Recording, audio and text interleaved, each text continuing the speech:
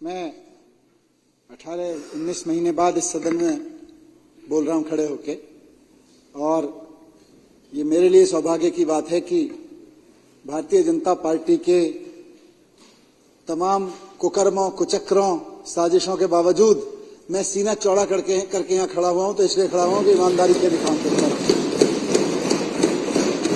अभी ये भाजपा नेता बोल रहे थे, विजेंद्र गुप्ता जी, देश में कानून का राज है। यही तो फक्र है और इसी वजह से तो मैं आज यहां बैठा हूं कि कानून का राज है। अगर इनके पिताजी का राज होता तो मैं जेल में सड़ के मर गया होता। अगर इनके पप्पा का राज होता तो देश में कानून का राज है। देश में कानून का राज है। देश में कानून का राज है, इसीलिए आज यहां बैठे और आपकी आंख में आंख डाल के कह रहे हैं कि चोट तो छोड़ेंगे नहीं तुमको। देश में कानून का, अध्यक्ष जी वो लाइन इन्होंने पूरी नहीं की, इनके दिल का भी मुझे पता है, इनके दिल महसूस रहा था। बोले ये कहना चाह रहे थे देश में कानून का राज है, भाजपा में कानून का राज नहीं है। देश तो कानून से चलता है, लेकिन भाजपा 75 साल वाले कानून से नहीं चलेगी। उनको भी दुख है इस बात का। तो ये अब ठीक नहीं है। देखिए देश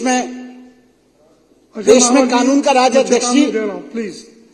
देश में कानून का राज है, इसीलिए कश्मीर से लेकर कन्याकुमारी तक जितने विपक्ष के नेताओं पर इन्होंने गैर कानूनी काम किए, इनके हर गैर कानूनी काम पे इनको कानूनी गालियां पड़ रही हैं। सुप्रीम कोर्ट से लेकर, हाई कोर्ट से लेकर, अब तो लोअर कोर्ट भी इनको गालियां पड़ रही हैं। क्या कर रही हैं एजेंसियां? क्या कर रहे हो तुम लोग? पूछ रही है। ये बीजेपी से पूछे जा रहे हैं सवाल, ये ईडी और सीबीआई से नहीं पूछे जा रहे हैं। आज सुप्रीम कोर्ट से लेकर लोअर कोर्ट तक, कश्मीर से कन्याकुमारी तक जो लताड़ रहे हैं एजेंसियों को, वो एक्चुअली तो भारतीय जनता पार्टी को लताड़ रहे हैं, क्योंकि देश में कानून का राज है और ये लोग गैर कानूनी काम कर रहे हैं, असंवैधानिक काम कर रहे हैं। कानून का राज है, इसीलिए इनको गालियां पड़ रही हैं चारों तरफ। पूरे देश में थूथू हो रही है इनकी कि भारतीय जनता पार्टी को सत्ता क्या मिल गई, एजेंसियों का खुला दुरुपयोग होने लगा। और सिर्फ नेताओं के खिलाफ नहीं अध्यक्ष महोदय, हम तो नेता हैं, लड़ने के लिए निकलते हैं घर से। जिस दिन सोचते हैं कि राजनीति में जाएंगे, उस दिन लड़ने के लिए तैयार होकर निकलते हैं कि लड़ना है, कोई रेड कार्पेट लेके नहीं बैठेगा। लेकिन इस देश के व्यापारियों के खिलाफ देखिए, कश्मीर से कन्याकुमारी तक अगर आप पीएमएलए के केसेस देख लीजिए, देश के हजारों नहीं लाखों व्यापारियों के खिलाफ भारतीय जनता पार्टी ने शोषण का अड्डा बना रखा है। ईडी को पीएमएलए के नोटिस दिलवाते हैं, 4 बड़े व्यापारियों को जेल में भेज देते हैं और उसके बाद कहते हैं भैया देखो 4 बड़े व्यापारी और 4 बड़े नेता जेल में डाल रखे हैं, 1 साल से निकलने नहीं दिया। आतंकवादियों वाले कानून, ड्रग माफियाओं वाले कानून लगा के तुमको भी जेल में डाल देंगे, चंदा दे दो। और चंदा देना पड़ता है बेचारे को। व्यापारियों का ऐसा शोषण कर रखा है, आप दिखा लीजिए। हाई नेटवर्क इनकम के कितने लोग भारत छोड़ के गए हैं और उनमें से कितने लोगों को पीएमएलए का नोटिस दिया गया था। शर्म से डूब मरेंगे भारतीय जनता पार्टी वाले अगर ये डेटा सामने आ जाए। बात हम सिर्फ अपोजिशन की नहीं कर रहे हैं।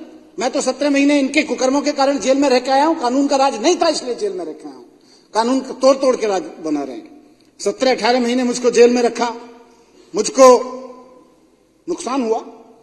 मैं अपने परिवार से दूर रहा, असेंबली से, विधानसभा से दूर रहा, मैं लोगों से दूर रहा, ये मुझको नुकसान हुआ। लेकिन असली नुकसान तो देश को हुआ, जनता को हुआ, दिल्ली की जनता को हुआ, जिसने भरोसा करके शिक्षा मंत्री बनवाया था। केजरीवाल जी को मुख्यमंत्री बनवाया था। केजरीवाल जी ने शिक्षा मंत्री का काम दिया था। मैं स्कूल बनवा रहा था, अस्पताल बनवा रहा था, टीचर्स यूनिवर्सिटी बनवाई थी, उसका क्या हाल है।